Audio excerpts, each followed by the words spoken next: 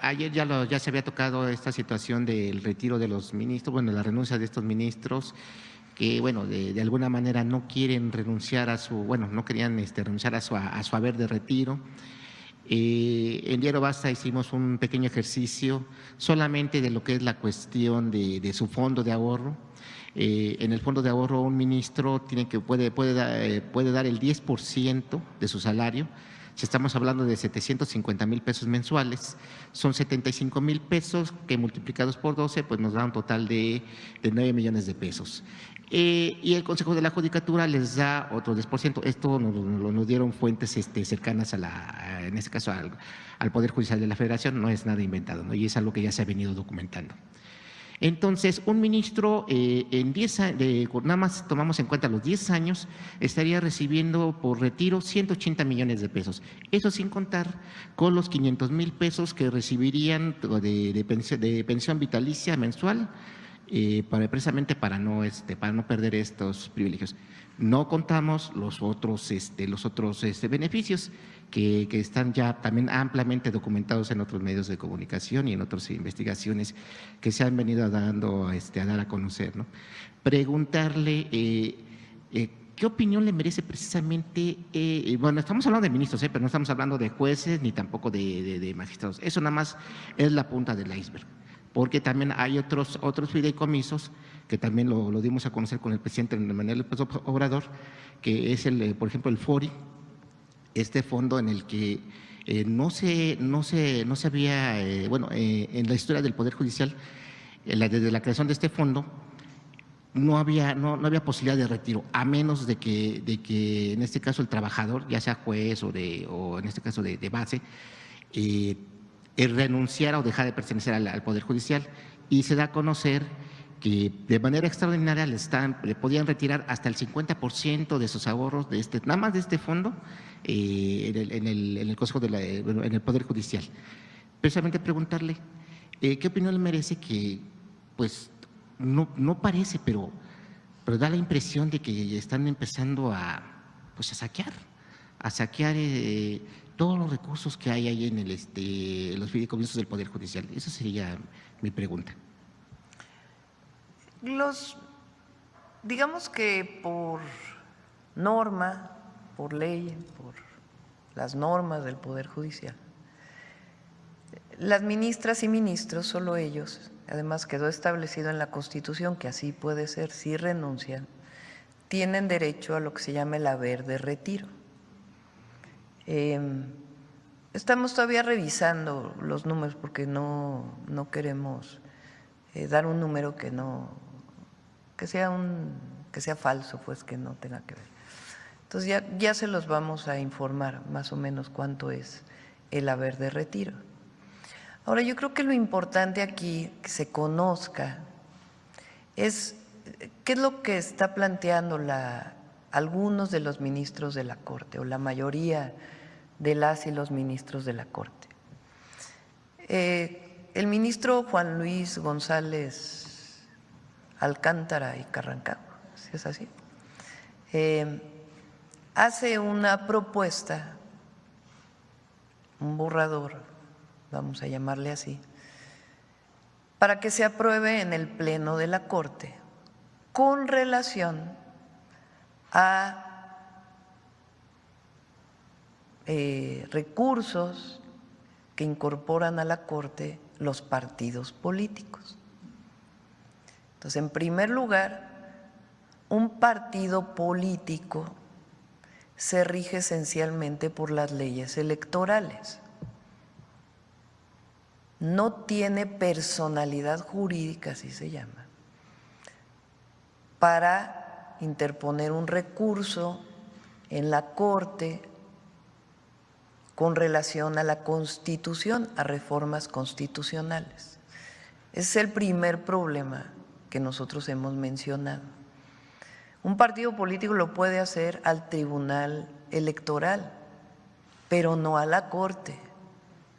Eso dice la ley, la Constitución. Entonces, aceptan los recursos de los partidos. Primer problema. Ahora, ¿qué dice? ¿Cuál es la propuesta que hace este ministro? dice, de la reforma al Poder Judicial, que ya fue aprobada, porque no reconoce que haya problemas en la aprobación, en el procedimiento. Dice que estuvo bien el procedimiento. Dice, de esa reforma que se aprobó, les sugerimos lo siguiente: que se elijan por voto popular a las y los ministros, pero no a los magistrados y a los jueces. Y sobre eso ponemos la renuncia los 8 ministros y ministras. ¿Una especie de moneda de cambio? No, no lo voy a calificar. Les estoy dando lo que dice y es importante que se lea. Entonces, ese es, digamos, el marco en el que se da.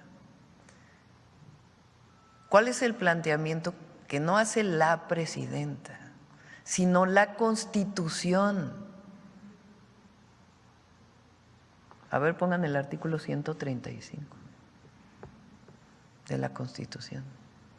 La Constitución dice que los únicos que pueden reformar la Constitución son la mayoría calificada de la Cámara de Diputados, la mayoría calificada del Senado y la mayoría de los congresos, a través de un procedimiento.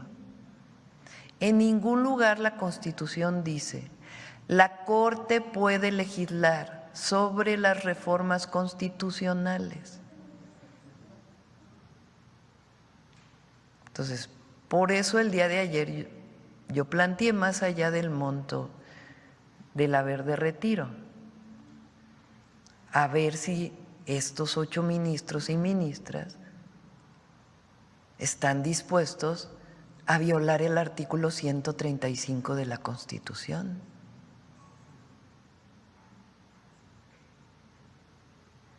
Porque dice: la presente Constitución puede ser adicionada o reformada. Para que las adiciones o reformas lleguen a ser parte de la misma, se requiere que el Congreso de la Unión, por el voto de las 2/3 partes de los individuos presentes, acuerden las reformas o adiciones y que éstas sean aprobadas por la mayoría de las legislaturas de los estados y de la Ciudad de México. El Congreso de la Unión o la Comisión Permanente, en su caso, harán el cómputo de los votos de las legislaturas y la declaración de haber sido aprobadas las adiciones o reformas. A ver, en este artículo donde dice, y la Corte también puede modificar la Constitución o las reformas.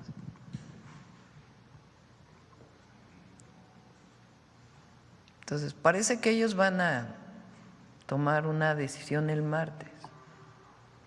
Pero el asunto aquí, porque dicen que la presidenta es una autoritaria, que es antidemocrática, que nosotros lo único que estamos haciendo es cumplir con la Constitución.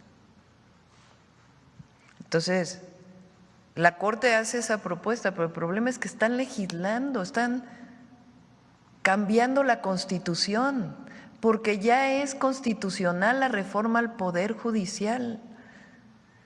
La Corte puede decir: se realizaron mal estos procedimientos.